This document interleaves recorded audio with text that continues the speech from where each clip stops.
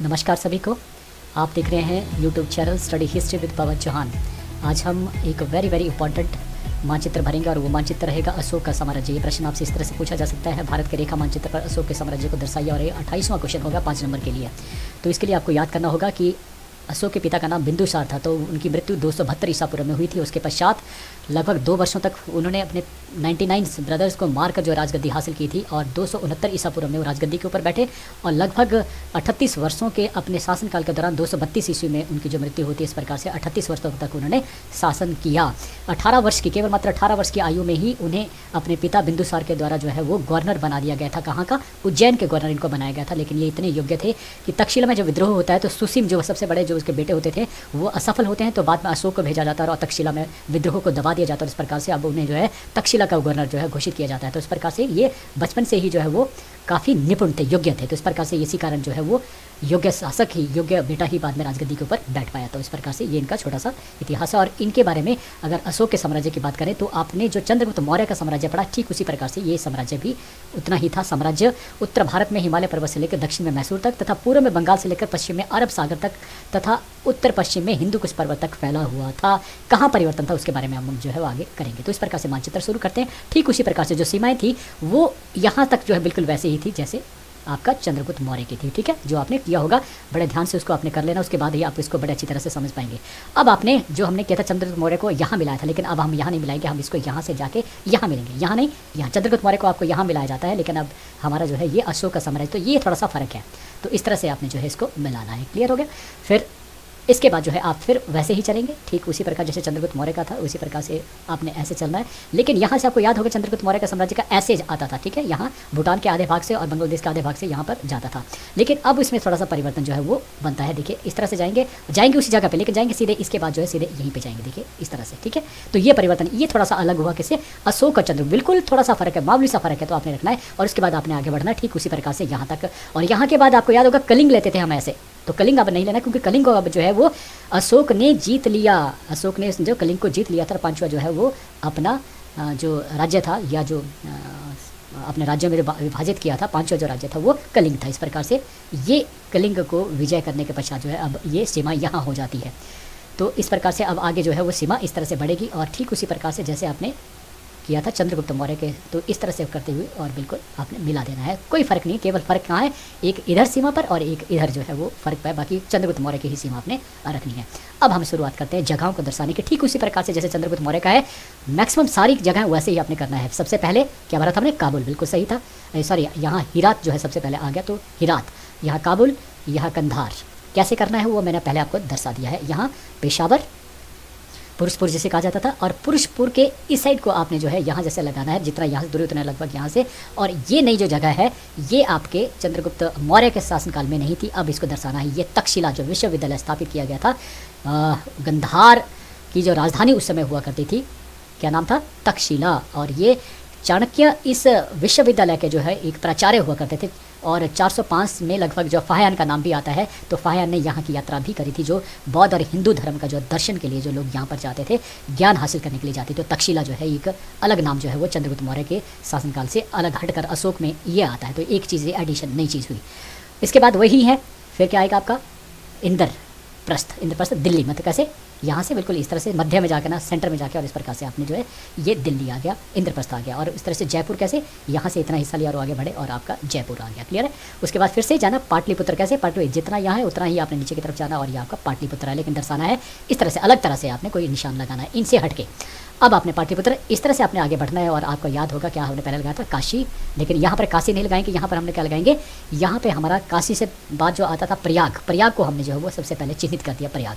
और प्रयाग के बाद जो है ये सर को आएंगे तो ये काशी पड़ गया। ठीक है, ये पड़ गया पाटलिपुत्र, ये पड़ा प्रयाग, और ये पड़ गया काशी। फिर यहाँ से और प्रयाग की जितनी दूरी उतना आगे बढ़ना है। और फिर क्या आता था? याद होगा आपको, उसका नाम था उज्जैन। क्लियर हो गया? तो उज्जैन के जो है वो अशोक 18 साल की उम्र में जो उज्जैन के जो है वो गवर्नर घोषित किया था। बाद में कहाँ चले गए? तक्षशिला। ठीक, क्लियर हो गया?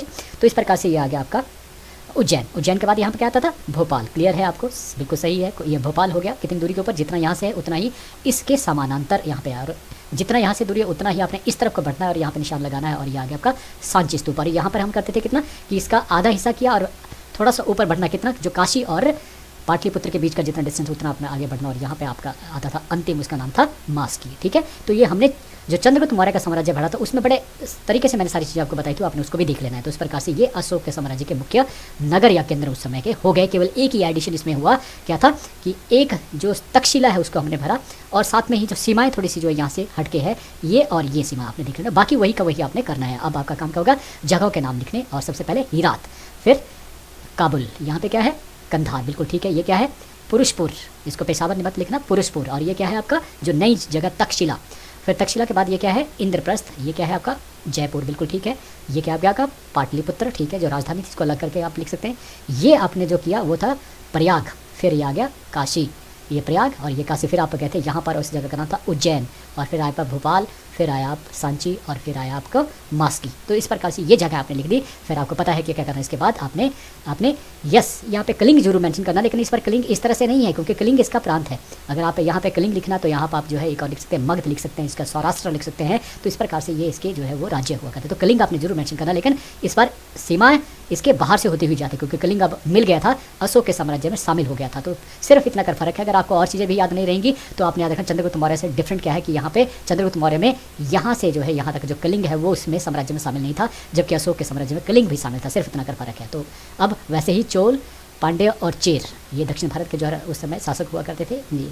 अब आते हैं पाकिस्तान, अफगानिस्तान, ये करके चीन, नेपाल, भूटान, ये बांग्लादेश, म्यांमार, और इसके बाद जो है हम करेंगे श्रीलंका। तो ये इसके पड़ोसी देश हो गए। अब चलेंगे यहाँ पर क्या है अरब सागर, यह है बंगाल की खाड़ी, और ये है आपका हिंद महासागर। क्लियर हो गया।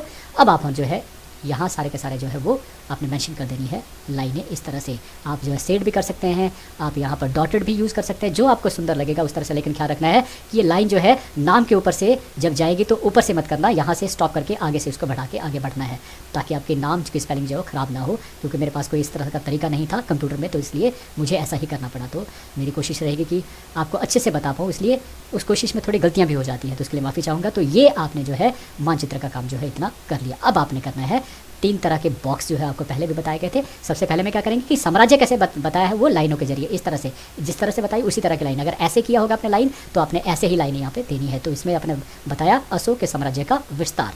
फिर दूसरे में आपने बताया पाटलिपुत्र की राजधानी, तो राजधानी लिखेंगे ना कि पाटलिपुत्र लिखेंगे। तो राजधानी को दर्शाया आपने इस तरह से, और आपने जो डॉटेड जल लगाए हैं, जो गोले लगाए हैं, एक बराबर के गोले आपने लगाने हैं, तो उतना ही गोला यहाँ पर लगाया और इस प्रकार से बताया आपने कि ये प्रसिद्ध नगर थे।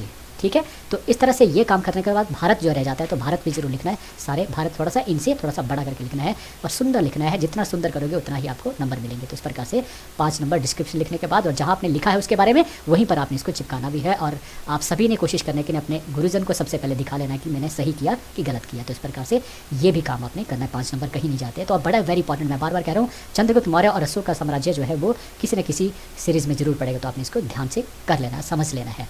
तो वही कौटिल्य की बात, हम गुरु की बात जो है वो समझ लेते हैं। उन्होंने और भी बहुत सारी चीज़ें कही थी, जिसमें कहा था कि दूसरों की गलतियों से सीखें, अपने ऊपर प्रयोग करके सीखने से तुम्हारी आयु कम पड़ेगी। बहुत सारे लोग ऐसे होते हैं जो बहुतों ने, जैसे थॉमस एडिशन की बात करते हैं हम, उन्होंने बल्ब जब बनाया तो 1000 गलतियां करी और उसके बाद उन्होंने कोई गलती नहीं करी और बल्ब जो इन्वेंशन हो गई। पर हम क्यों उन गलतियों को दोहराएं, क्यों जाएं पीछे? तो इसलिए हमारी सही बोला है कि उसके ऊपर ना जाकर हमें कुछ नया जो है रास्ते चुनने होंगे। उनके ऊपर जाने के पर क्या होगा, आपको कुछ हासिल नहीं होगा, आपको नाकामी भी हासिल होगा। इसके अलावा उन्होंने और भी कहा था कि जो जिस कार्य में कुशल हो उसे उसी कार्य में लगना चाहिए, क्योंकि ऐसा करने से उसकी कुशलता जो है कई गुना बढ़ जाती है और लोग उसकी प्रशंसा करते हैं। तो इस प्रकार से चाणक्य के शब्द थे। आपने मुझे बड़े ध्यान से सुना, आपका बहुत बहुत धन्यवाद। Thank you.